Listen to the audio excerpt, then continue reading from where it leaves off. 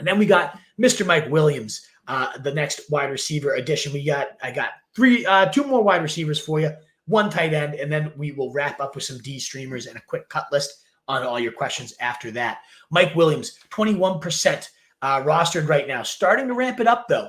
He's got 1, then 4, then 5 targets. And this last week, nearly 70% of the routes, 37 to 54 dropbacks. He ran a route on, and he led the team with 67 yards, caught 4 of his 5 targets against a really good Denver secondary. He added 21, 22, and 20-yard catches throughout the day here.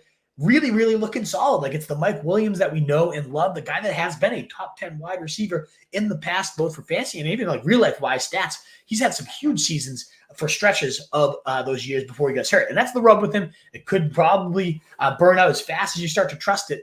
But we have seen Mike Williams really put up some numbers, and it just looks like Garrett Wilson is not jiving with Rodgers at all. And we know Rodgers will freeze out somebody to help the benefit of another one. So I think Mike Williams at 21% roster, we're only going to see him continue to rise. Another guy, I'd spend like 7 to 10%. Really impressive wide receiver targets on this week's waiver wire. The last few here is Tutu, Atwell, Jordan Whittington. I figure I'd cover both Rams at once. We know Demarcus Robinson isn't the dude. He, despite everything going his way in terms of I could now be the number one, he's been the distant third in terms of usage here. He's on the field for every snap. He just doesn't get any targets. Atwell, meanwhile, has been the main guy, 13.3 and 12.2 fantasy points the past 2 weeks, a 21% target share, a 91% route participation across those 2 games. And the big thing is they're using Atwell in motion, over 50% of his routes. So that way you can't get your number one guy on him. They're getting him kind of moving in motion, and then he's kind of already getting up to full gear. That's how you got to use your like 170-pound dudes, and it's great to see from Sean McVay. You know he's going to use his talent the right way, and he's absolutely letting Atwell do his thing. Most recently, 6 targets, 4 catches, 82 yards to lead the team. But it is worth mentioning Jordan Whittington actually had a higher route share with 97%, a higher target share with 26%, and this is kind of that Puka Cup role a lot of people were projecting, and myself included, for last week, or 2 weeks ago, rather. Well, we didn't see it then, but 2 weeks later, this past week, we do see it here. 6 of 8 targets get hauled in for 62 yards. One of those PPR type roles where it was layup target after layup target. The guy can block out the building. They use him on end arounds and screens.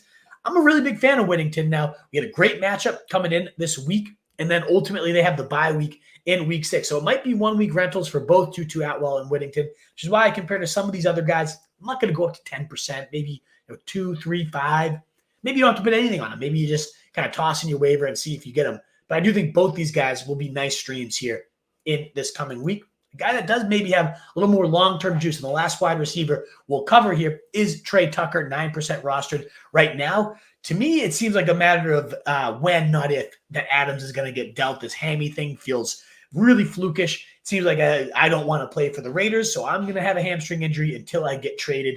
And then it's a kind of the Kevin Nash gets out of the wheelchair gif. Like, suddenly I'm on the 49ers, and let me just get out of the wheelchair. I'm not injured at all type of situation.